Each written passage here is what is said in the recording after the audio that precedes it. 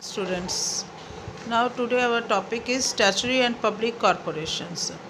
Public corporations falls in the category of incorporated enterprises. इससे पहले हमने जो पढ़ा था दैट इज़ डिपार्टमेंटल अंडरटेकिंग, जिसका पूरी तरह से कंट्रोल किसके अंडर होता है, गवर्नमेंट के अंडर होता है। बट इसमें हम देखेंगे स्टैच्यूटरी एंड पब्लिक कॉरपोरेशन के अंडर इसकी जो कंट्रोल होता है that is a special act of parliament और state legislature which provides for its management and methods of running them. It means क्या है, it refers to the public enterprises. इसकी tool kit अगर देखें which is created by a special act of parliament in state or state legislatures. Public corporation जो है एक separate इनका legal existence होता है which means they can purchase assets in their names.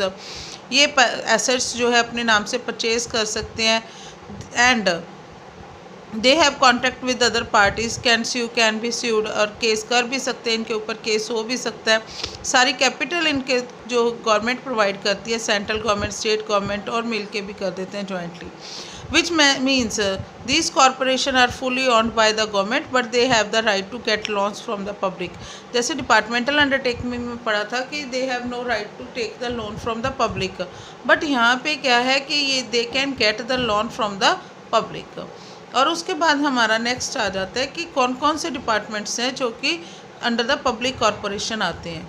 First है हमारा, जैसे आप देख रहे हैं बुक में आपके LIC, reserve bank of India, industrial development bank of India, employ state insurance corporation of India and state warehousing employ state insurance corporation, central warehousing corporation, food corporation, Indian airlines, air India, oil and natural gas जो है commission. उसके बाद features of public corporations. Public corporation की formation that is under by a special act of parliament और state assembly.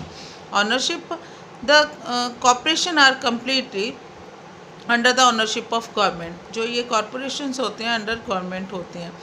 Management, इनकी management completely वैसे तो government के अंडर ही होती है। This corporation is looked after by the nominated directors of the government. Government के जो नॉमिनेटेड पर्सनस होते हैं उनके द्वारा, सिलेक्टेड पर्सन के द्वारा ही ये चलाई जाती है। फाइनेंस, इसका जो फाइनेंस होता है, इसका पैसा जो लगाया जाता है that is complete finance is done by the government. If need arise they can borrow from the public. ये जो है पब्लिक से भी फाइनेंस ले सकते हैं। उसके बाद नेक्स्ट हमारा आ जाता है दैट इज़ अपॉइंटमेंट्स। कॉरपोरेशन से हैव अपने रूल्स एंड रेगुलेशंस इसके होते हैं। Appointments and remuneration of the employees, the service conditions are fixed by the board of directors. जो बोर्ड ऑफ डायरेक्टर्स जो रूल्स बनाते हैं वही रूल्स फॉलो करने पड़ते हैं एम्प्लॉयज़ को। The employees of the corporation like departmental undertaking, ये भी डिपार्टमेंटल अंडरटेकिंग की तरह फुली गवर्नमेंट अंडरटेकिंग होते हैं, are not the employees of government. कहते हैं इनके जो एम्प्लॉयज़ होते हैं डिपार्टमेंटल अंडरटेकिंग की तरह फुली जो है गवर्नमेंट के अंडर नहीं होती है, इनको बोर्ड ऑफ डायरेक्टर्स चूज़ करते हैं गवर्नमेंट के। सेपरेट लीगल एंटिटीज़, इनकी separately they have a separate legal entity. जैसे हमने डिपार्टमेंटल अंडरटेकिंग के कहा था कि they have no separate legal entity, they can purchase property of their own name. ये जो स्पेशल एक्ट के द्वारा पास कॉरपोरेशंस होते हैं ये अपनी प्रॉपर्टी किसी भी नाम से परचेज कर सकते हैं।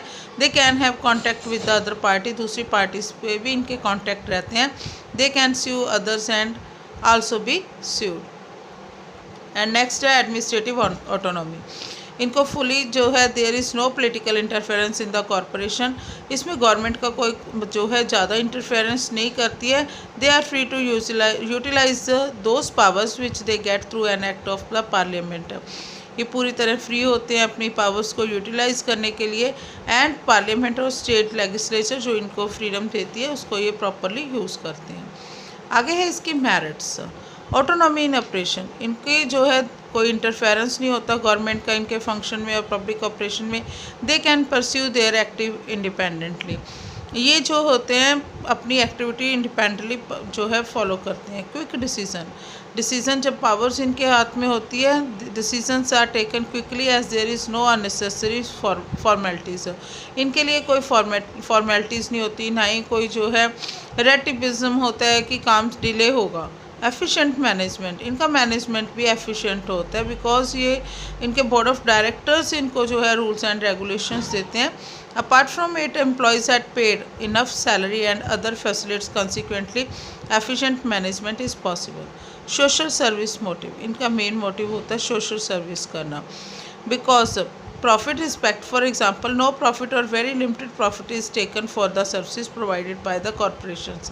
जो ये कॉरपोरेशन सर्विसेज देते हैं इनका ज़्यादा प्रॉफिट नहीं कमाने का मोटिव होता, क्योंकि आपने देखा हमारे RBI, LIC, industrial development bank of India, central warehousing, इनका मेन मोटिव होता है food corp, FCI, Indian airlines, air India, इनका गैस जो है इनका मेन मोटिव होता है सर्विस करना, प्रॉफिट कमाना नहीं होता। तो ये ज़्यादा सोशल सर्विस करते हैं। प्रोटेक्शन ऑफ पब्लिक इंटरेस्ट, ये लोगों के मतलब पब्लिक इंटरेस्ट की भी प्रोटेक्शन करते हैं। The corporation are answerable to the parliament, इनको जो है पार्लियामेंट में आंसर देना होता है क्योंकि ये उसके द्वारा एक्ट द्वारा पास्ड होते हैं।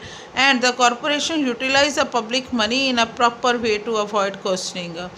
कॉरपोरेशन जो है पब्लिक मनी को प्रॉपरली यूज़ करते हैं क्योंकि मतलब इनके सामने पूरा क्वेश्चन होता है पब्लिक का कि where they use that money, तो इनको सब कुछ वहाँ पे शो करना पड़ता है। As a result public interest are secured. आगे है इसकी लिमिटेशंस ऑफ पब्लिक कॉरपोरेशन। इन जो है इसकी कुछ जो है नेगेटिव भी हैं। इनकम्प्लीट ऑपरेशनल ऑटोनॉमी, क्या वैसे तो हमने सिंपल लिखा था कि ऑटोनॉमी होती है इनके ऑर्गेनाइजेशन में। अब अगर देखा जाए तो declare that corporation have autonomy in operation only theoretical, सिर्फ किताबों में ही वो बातें हैं, सिर्फ थ्योरी में ही वो बात बताई जाती है। रियलिटी में देखा जाए तो कंप्लीट गवर्नमेंट का ही इंटरफेरेंस होता है। They can not take any decision freely. Lack of competitive feelings, ये कॉरपोरेशंस केयरलेस होते हैं कंपटीशन, जैसे प्राइवेट में कंपटीशन होता है यहाँ पे उस चीज़ की बहुत कमी होती है। बिकॉज उनको ऐसे लगता है कि हमारा कौन सा यहाँ पे प्रॉफिट मोटिव है, हमारा तो यहाँ पे सोशल मोटिव ही है।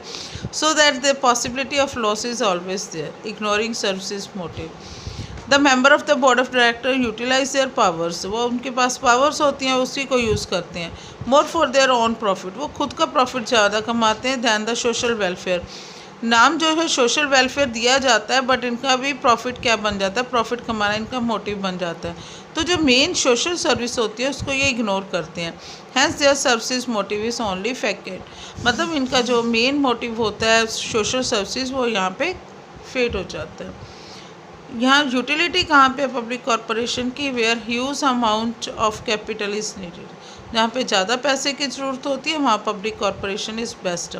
And where public welfare is the top priority, जहाँ पे लोगों का वेलफेयर देखा जाता है वहाँ पे भी पब्लिक कॉरपोरेशन सुटेबल होते हैं।